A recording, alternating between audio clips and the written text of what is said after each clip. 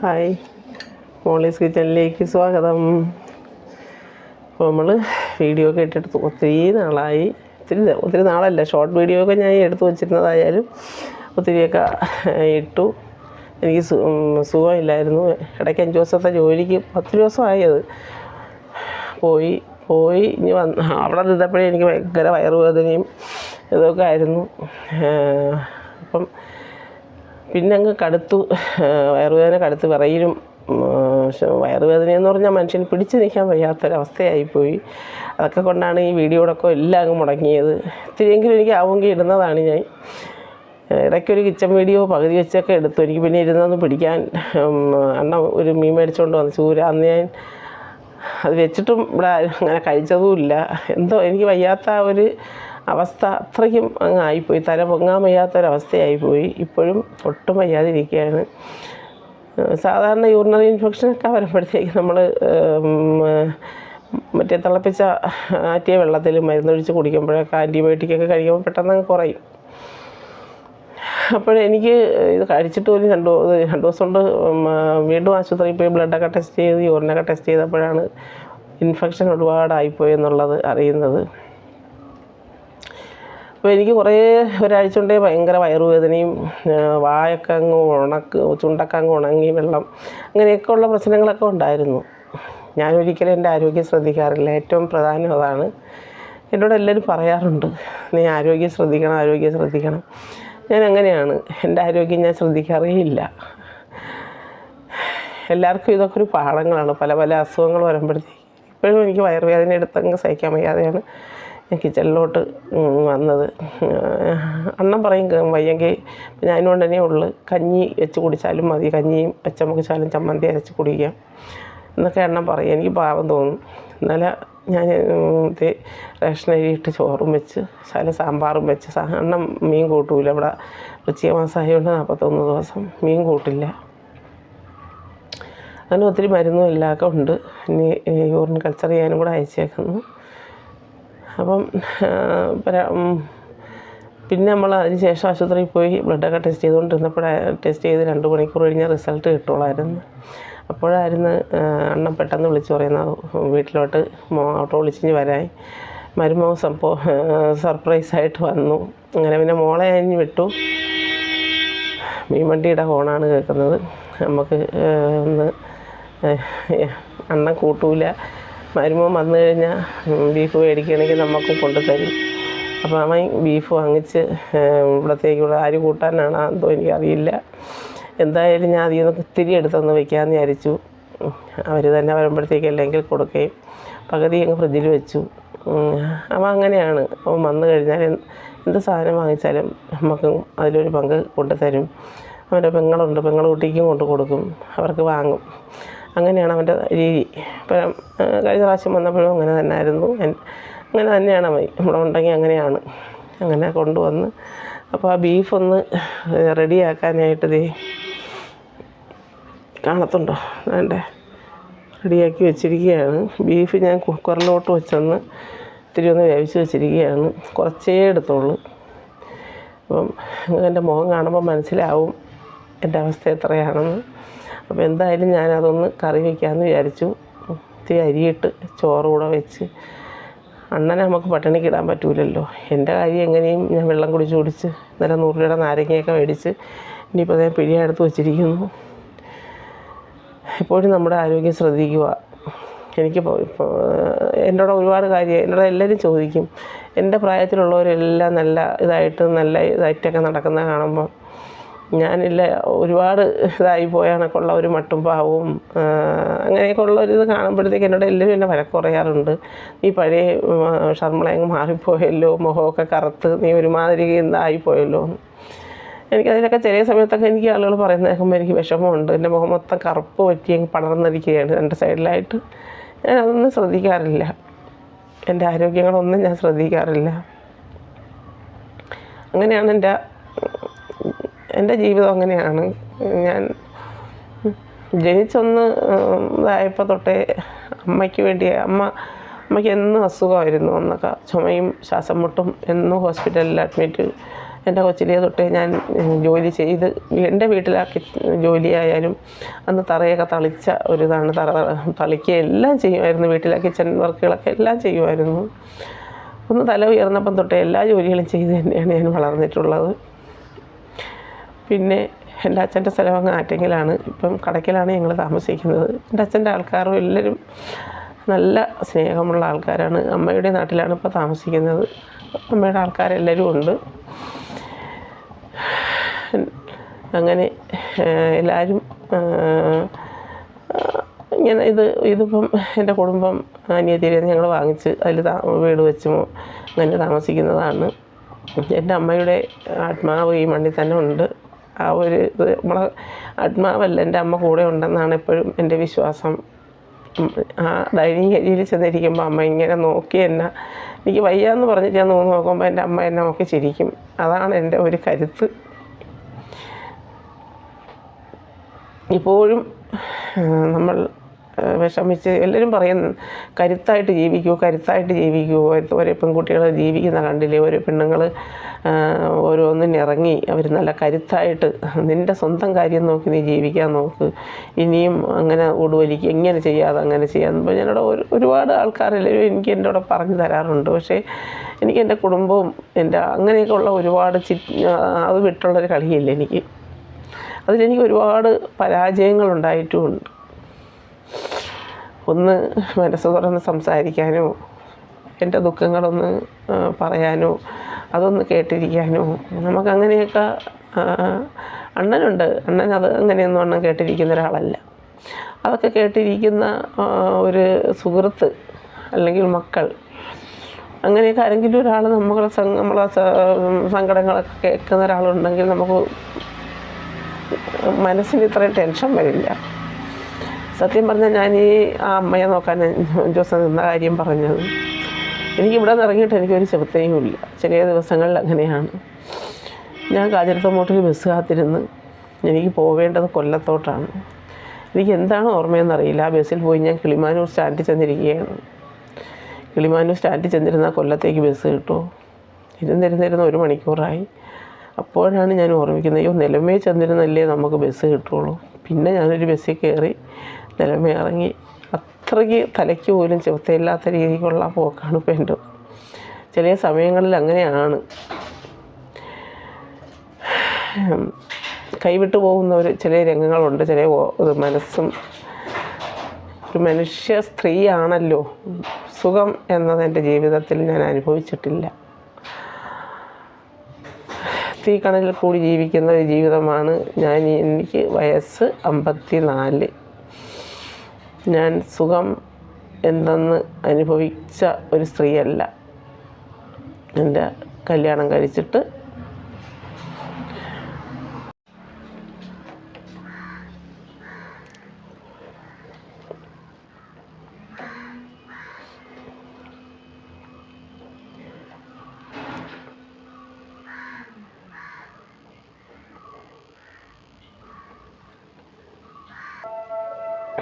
അപ്പം നമുക്ക് ബീഫ് കറി വയ്ക്കാനായിട്ട് ഇത്തിരി വെളിച്ചെണ്ണ അതിലേക്ക് ഒഴിക്കാം.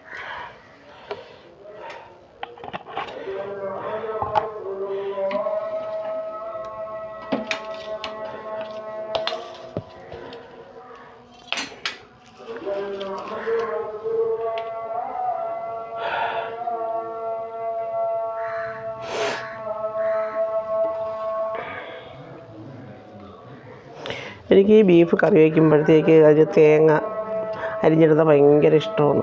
ഇവിടെ അണ്ണന് ഇഷ്ടമല്ല, അതുകൊണ്ട് ഇടാറില്ല. പക്ഷെ ഇന്നിപ്പം ബീഫ് അണ്ണൻ കൂട്ടൂലല്ലോ, അതുകൊണ്ട് ഞാൻ വിചാരിച്ചു ഇത്തിരി തേങ്ങ ഇടാമെന്ന്. എനിക്ക് ഭയങ്കര ഇഷ്ടമാണ്.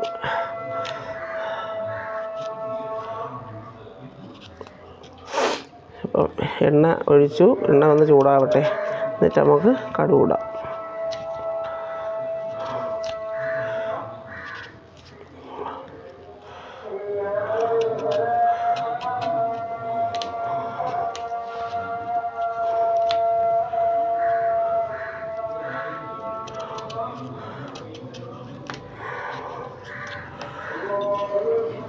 ഇനി നമുക്ക് കടുക് ഇട്ടാലോ. എണ്ണയൊന്ന് ചൂടായി, ഇതൊക്കെ ഞാനൊന്ന് തേങ്ങ തൂളാൻ തുടങ്ങുമായിരുന്നു. കടു ഇട്ടു.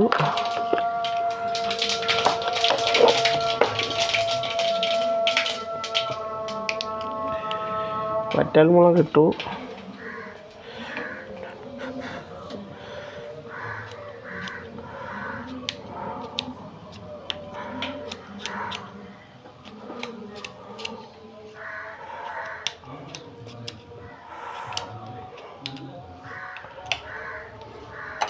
കറിവേപ്പ് നമ്മളെ കരിവേപ്പിലയിൽ പോയി എടുത്തുകൊണ്ട് വന്നതാണ്.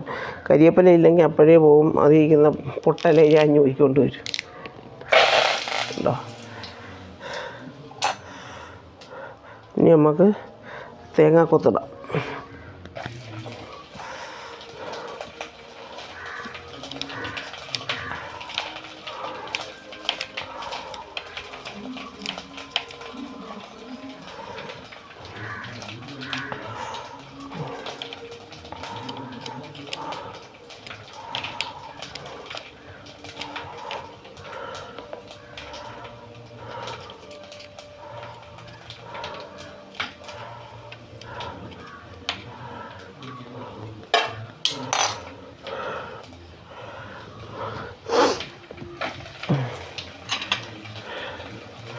നമുക്ക് നല്ലൊരു ഇളക്കി തേങ്ങാക്കൊത്തൊന്നൊരു ശകലം കൂടെ ഒന്ന്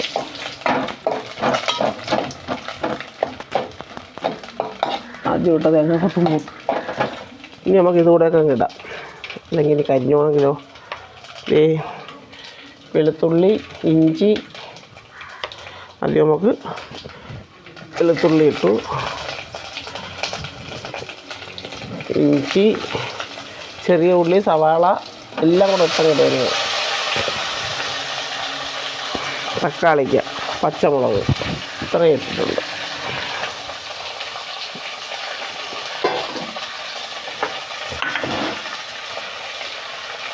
അതിനോടൊപ്പം തന്നെ ആവശ്യത്തിനുള്ള ഉപ്പ് കൂടി ഇതിലേക്ക് ഇടുകയാണ്. ഇനി നമുക്ക് ഇളക്കാം.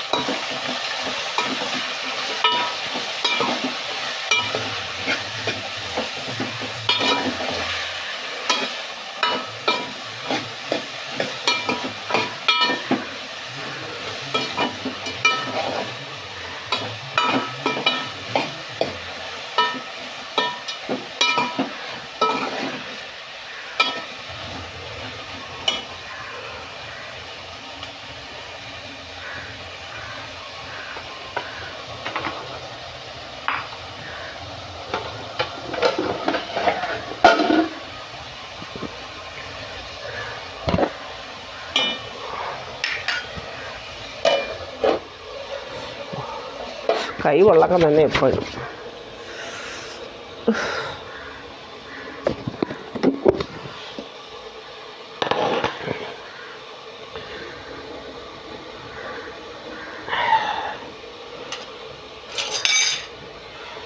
ഇനി നമുക്ക് കുറച്ചരപ്പ് ഞാൻ അത് വേവിച്ചപ്പോഴത്തേക്ക് അതിൽ കുറച്ചരപ്പ് ഞാൻ ചേർത്തിട്ടുണ്ട്. ഇനി നമുക്ക് അരപ്പുളിയിലിട്ട് അതിൻ്റെ പച്ചപ്പൊക്കെ ഒന്ന് മാറ്റി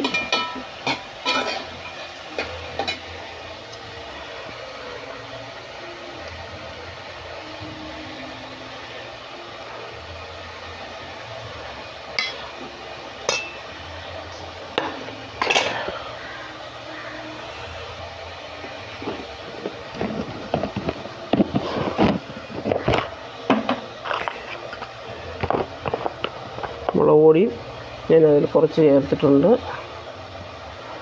കുറച്ച് മതി, അതുകൊണ്ട് മഞ്ഞൾപ്പൊടി അതിൽ കുറച്ച് ചേർത്തിട്ടുണ്ട്. ഇതെല്ലാം കുറച്ച് മാത്രം ഇതിൽ ചേർത്താൽ മതി. ഇനി നമുക്കിതൊന്ന് നമ്മൾ ചേർക്കാൻ മസാല ചേർത്തിട്ടില്ല, അത് നമുക്ക് പിന്നെ ചേർക്കാം. ഇതൊന്ന് ഇതിലിട്ടൊന്ന് നല്ലപോലെ വറട്ടിയെടുക്കാം.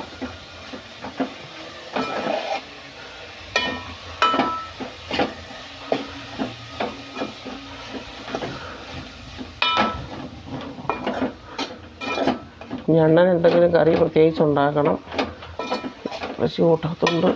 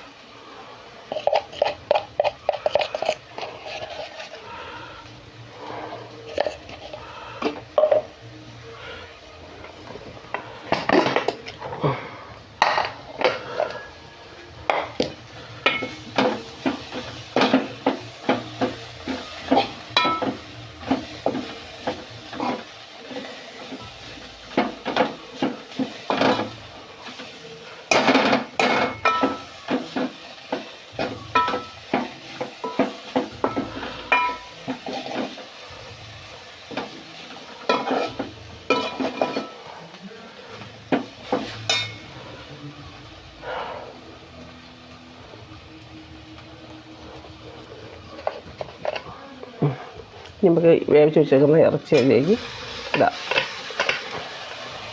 കുറച്ച് ഇറച്ചിയെ ഞാൻ വെച്ചിട്ടുള്ളൂ.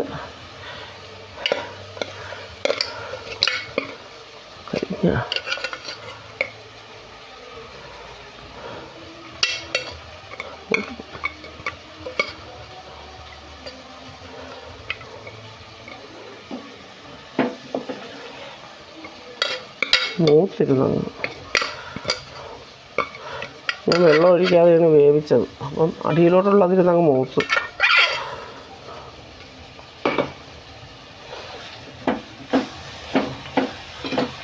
എണ്ണ ഒഴിച്ചിട്ടുണ്ടായിരുന്നു.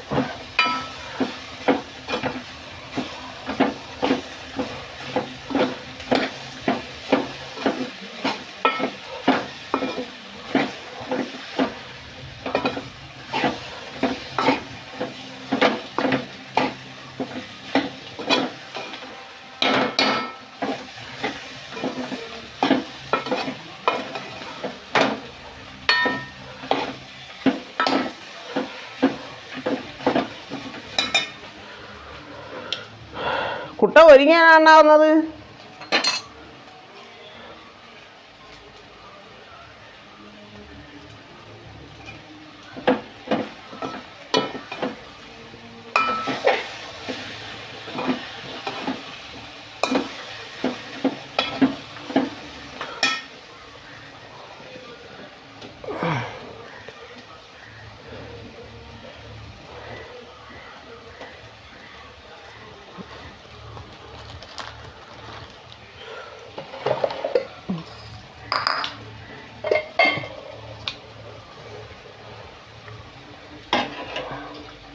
ചൂടുവെള്ളം നമുക്ക് ഒഴിക്കാം.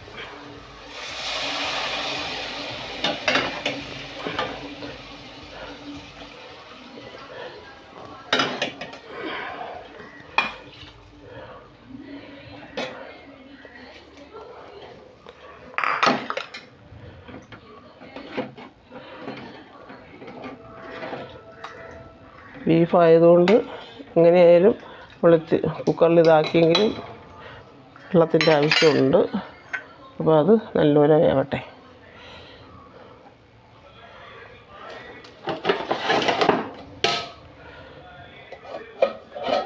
അയ്യോ എൻ്റെ കൃഷ്ണ, ഇപ്പത്തിന് മുമ്പേ അടച്ചടപ്പാണ്. ഇപ്പോൾ അത് അകത്തിയെന്ന് വീണു. എന്തോ ഒരു കഷ്ടമെന്ന് പറ.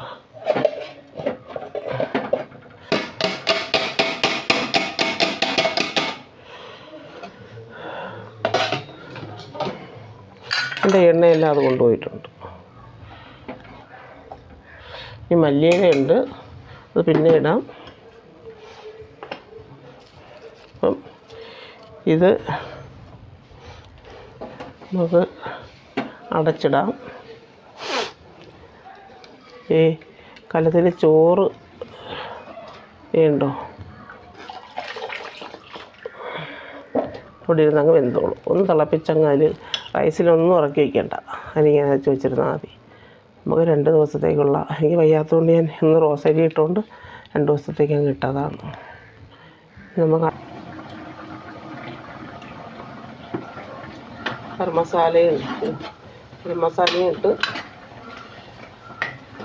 മല്ലിയിലയും ഇട്ട് നമുക്ക് വെന്തിട്ട് അവസാനം ടേസ്റ്റ് കൊടുക്കും.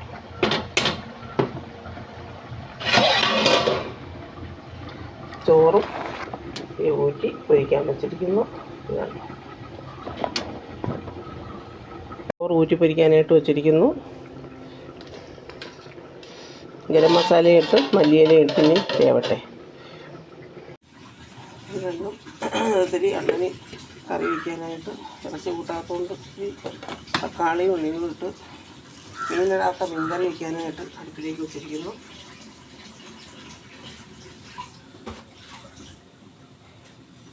ഞാൻ വിചാരിച്ചല്ലോ നാരങ്ങ ഇഷ്ടംപോലെ വെള്ളം കുടിക്കുന്ന, എനിക്ക് വെള്ളം കുടിക്കും. ഇത്രയും ഇതായിട്ടും വയറുവേദന കുറയാത്തത് എൻ്റെ ജീവിതത്തിൽ ആദ്യമായുള്ള അനുഭവമാണ്. മറ്റേ വെള്ളമൊക്കെ ഒഴിച്ചുള്ള മരുന്നൊഴിച്ചുള്ള വെള്ളം കുടിക്കുമ്പം പെട്ടെന്ന് തന്നെ എനിക്ക് 2 നേരം കുടിക്കുമ്പോൾ തന്നെ കുറയുന്നതാണ്. എന്ത് പറ്റിയെന്ന് എനിക്ക് അറിഞ്ഞുകൂടാ. എന്നെയും കൊണ്ടുപോകാൻ നിൽക്കുന്നതാണോ എന്ന് എനിക്കറിയില്ല. അല്ലെങ്കിൽ പിന്നെ ഇത്രയും ഒരു വയറുവേദന എൻ്റെ ജീവിതത്തിൽ ഞാൻ അനുഭവിച്ചിട്ടില്ല. അയ്യോ എൻ്റെ ദൈവമേ, ഒരു പ്രാവശ്യം വന്ന് വീണ്ടും വീണ്ടും മുമ്പ് ഒരു 6 മാസം മുമ്പ് എനിക്ക് വന്നിട്ടുണ്ടായിരുന്നത്. അന്ന് ഒരു ആശുപത്രിയിൽ നിന്നപ്പോൾ തന്നെയാണ്. പിന്നെ ഇനി വീട്ടിൽ വന്ന് അപ്പോഴത്തേക്ക് നമ്മൾ ഈ ഹോസ്പിറ്റലിലൊക്കെ ജോലി അങ്ങനെ 5 ദിവസം ആണ് ഏറ്റവും കൂടുതൽ ഞാൻ നിൽക്കുമ്പോൾ നമ്മൾ അവരുടേതായ ഒരിതിൽ ഐസ് ക്യൂബ് ഉണ്ട് കേട്ടോ. നമുക്ക് തണുപ്പ് കൂടെ ഇതാകുമ്പോഴത്തേക്ക് ഇതിനകത്ത് ഐസ് ക്യൂബ് കൂടെ ഇടാം.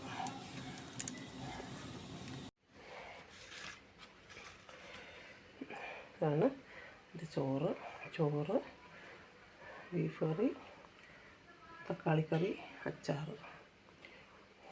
ഇഷ്ടമായോ?